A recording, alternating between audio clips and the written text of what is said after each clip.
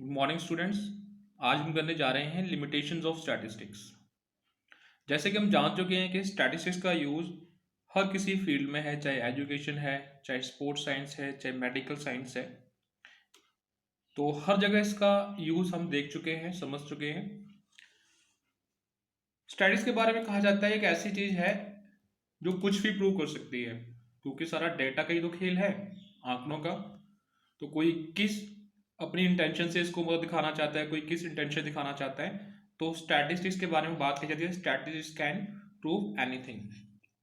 इसकी कुछ certain limitations हैं। फर्स्ट वन है statistics does not deal with individual item. जैसे कि हम पढ़ चुके हैं statistics in singular sense and plural sense. जब भी हम स्टैटिस्टिक्स की बात करते हैं तो वो बहुत सारा डेटा होता है, प्लूरल डेटा होता है। जैसे marks of class, marks of students, height of class. तो जहां भी हम एवरेजेस यूज करते हैं, कुछ भी जो हम स्टैटिस्टिकल ऑपरेशंस को ऑपरेट करते हैं, कोई भी टूल यूज करते हैं, तो वहां पे आपने देखा होगा नंबर ऑफ फ्रिक्वेंसीज प्लूरलिटी होती है। यानी कि भी सिंगल आइटम पे हम स्टैटिस्टिक्स को यूज नहीं कर सकते। एक इसका ड्रॉबैक है, अगर हम किसी पर्टिकुलर इंडिविजुअल आइटम को चेकआउट करना चाहते हैं तो स्टैटिस्टिक्स वहां पे कामयाब नहीं है, स्टैटिस्टिक्स का वहां पे कोई यूज नहीं है। सेकेंड वन है statistics deals with quantitative data only.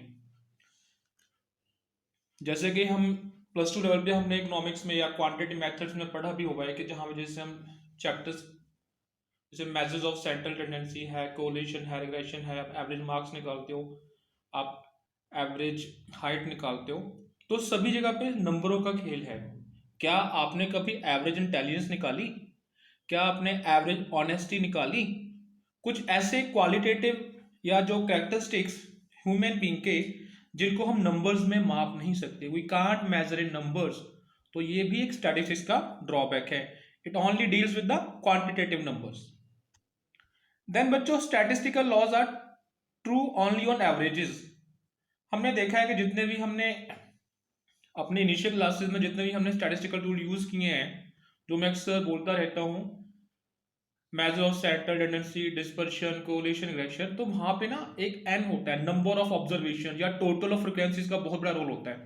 तो आप क्या करते हो, सारे डेटा को एक्यूमुलेट करके किसी भी फॉर्मूला देखोगे तो मैक्सिमम ऑलमोस्ट जितने भी फॉर्मूला स्टैटिस्टिक्स के आपने पढ़े होंगे उसमें सब में फ्रिक्वेंसीज का यूज होता है, नंबर ऑफ फ्रिक्वेंसीज या टोटल नंबर ऑफ ऑब्जर्वेशन। तो हम सारे डेटा को समराइज करके उसको एवरेज करते हैं। तो यहाँ पे ये भी बोला जाता है कि सर जो स्टैटिस्टिक्स है ना, this is the science of averages. जितने भी स्टैटिस्टिकल लॉज हैं, थ्योरीज हैं, वो एवरेजेस पे काम करती हैं। तो ये भी इसको एक लिमिटेशन बोला जाता है।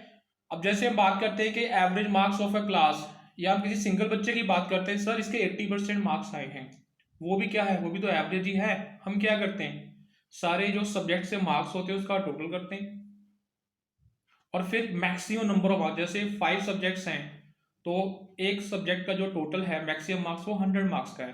किसी बच्चे ने 300 मार्क्स लिए, तो हम क्या करते हैं, उसकी एवरेज तो निकालते हैं, 300 डिवाइडेड बाई 500 इंटू 100। तो हमने क्या बोला, 60% हो गए। तो इसका मतलब ये नहीं होता कि उस बच्चे के हर सब्जेक्ट में 60 60 60 60 60 मार्क्स रहे होंगे।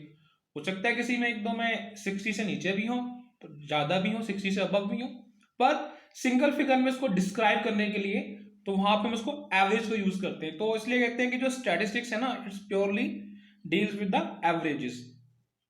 देन बच्चे, statistic does not reveal the entire story. एक डेटा ही तो है, इंटरनल कोई हिडन पैटर्न क्या है, क्या स्टोरी है, वो कभी भी जो कंप्लीट इंफॉर्मेशन होती है वो कभी ड्राइव नहीं कर पाते। Statistics is liable to be misuse. Statistic बच्चों एक क्ले की तरह है। क्ले होती है ना, बच्चे खिलौने वगैरह बनाते हैं प्राइमरी क्लासेस में, डिफरेंट डिफरेंट शेप्स देके उससे। तो ये भी क्ले ही है। जो बंदा स्टैटिस्टिक्स के रूल्स जानता है, जिसको ये पता है कि मैं क्या करने जा रहा हूँ, जिसकी इंटेंशन क्लियर है, जिसको अपना पर्पस क्लियर है, और जो सारे टूल से वाकिफ है, जिसको पता है कि कौन सा टूल कहाँ पे यूज करना है, वही इस स्टैटिस्टिक्स को बढ़िया ढंग से इसको डिस्क्राइब कर सकता है या इसको यूज कर सकता है। अब जैसे क्या होता है, बड़ी लाइव एग्जांपल लेता हूँ।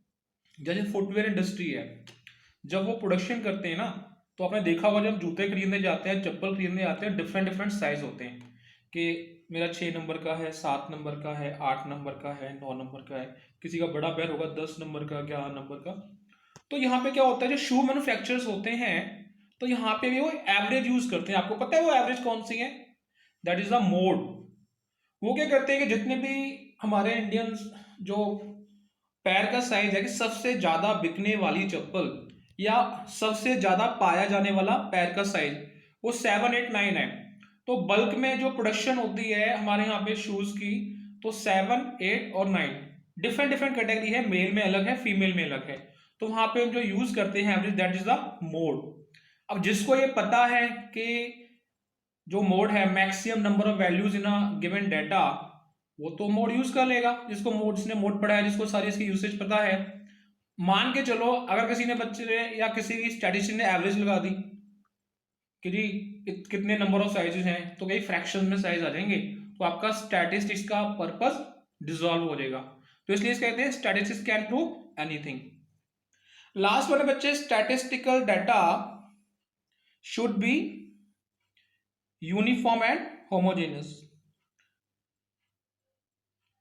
तब जो यहाँ पे बात करते हैं कि जो स्टैटिस्टिक्स कहते हैं डाटा सब एक जैसा होना चाहिए। अगर हमने कोई इंटरमिक्स वेरिएबल लेने हो तो वहां पे स्टैटिस्टिक्स काम नहीं करती।